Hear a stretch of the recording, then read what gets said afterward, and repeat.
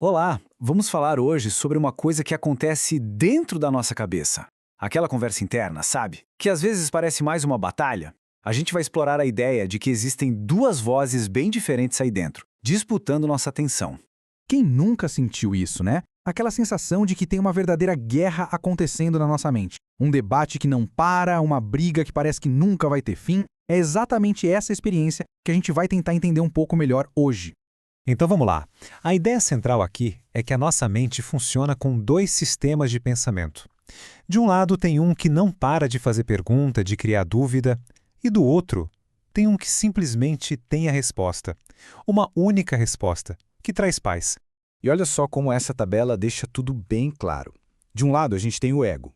Ele é sempre o primeiro a falar, está o tempo todo questionando, e a base dele é a ideia de que estamos separados, o que acaba gerando medo. Aí do outro lado tem o Espírito Santo. Ele não começa a conversa, ele responde, ele não faz perguntas, ele é a própria resposta. A base dele é a união, e o único ensinamento é a paz. São duas lógicas que não poderiam ser mais opostas, operando no mesmo lugar.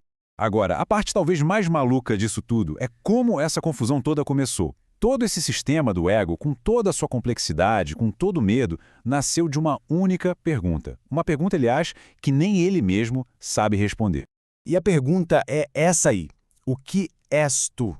Parece tão simples, né? Mas foi essa questão, que parece inofensiva, que, segundo a nossa fonte, plantou a primeira sementinha da dúvida. Foi a primeira rachadura na nossa certeza, e foi a partir daí que todo o resto começou a crescer. É um efeito dominó, bem claro. Primeiro vem a pergunta "o que és tu?", que gera incerteza. Essa incerteza dá a entender que a gente não sabe quem é, o que abre a porta para a dúvida, e aí, a partir da dúvida, nasce a crença na separação e, junto com ela, o medo. Uma pecinha derrubando a outra. Então, resumindo a ópera, o ego é isso, um jeito de pensar construído em cima da ideia de que a gente está separado da nossa origem, da nossa fonte. Ele é descrito como sendo teimoso, meio que não joga no nosso time, sabe? E o maior medo dele, o pavor dele, é ser desmascarado. É a gente descobrir que ele não é real. Tá, mas como é que o ego se sustenta? Para continuar existindo, ele precisa de um cúmplice. E ele encontra esse parceiro num lugar bem curioso. Ele cria o que a gente poderia chamar de uma aliança do medo, para garantir a própria sobrevivência. A lógica dele é, para dizer o mínimo, estranha. A mente, que é a nossa essência real, é vista como inimiga. Então o que ele faz? Ele se junta com o corpo, justamente porque o corpo não é quem a gente é de verdade. Ele usa o corpo para atacar a mente, tentando convencer a parte real de nós de que a ilusão é que é a realidade. É uma inversão total de valores. Mas calma, no meio desse barulho todo, de todas as perguntas e medos, existe uma saída. E o mais incrível é que ela é super simples. É a resposta. É a verdade que acaba com a briga, não porque luta de volta, mas simplesmente porque ela é.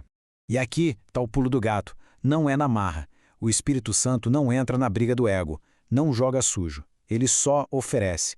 A resposta está sempre ali, quietinha, disponível para quem decidiu ouvir. E a resposta, a verdade que cala todas as outras perguntas, é esta. Tu és uma criança de Deus, uma parte inestimável de seu reino, que ele criou como parte de si mesmo. Nada mais existe e só isso é real. Sacou a genialidade? Essa afirmação não responde à pergunta do ego. Ela faz a pergunta perder o sentido. Se isso é verdade, a pergunta "o que és tu?" nem faz mais sentido existir.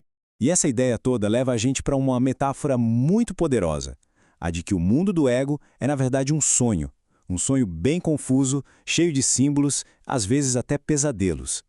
E a resposta? Bem, a resposta é só aquele chamado gentil para a gente acordar. E o contraste aqui fica gritante. De um lado, o sonho do ego, que é feito de confusão, de dúvida, de 1 milhão de perguntas sem fim. Do outro, o despertar, que é certeza, conhecimento e uma única resposta. É a diferença entre ficar acreditando em símbolos e simplesmente viver a realidade. Então a grande sacada não é tentar lutar com os personagens do sonho ou arrumar o cenário. A chave é só despertar. Porque na hora que a gente acorda, o sonho perde toda a força. A gente percebe que ele não era real e ele simplesmente desaparece na luz da verdade. E para a gente fechar, fica essa reflexão no ar. E se a paz não for uma coisa que a gente precisa encontrar, ou construir, ou lutar para conseguir, mas sim algo para ser lembrado?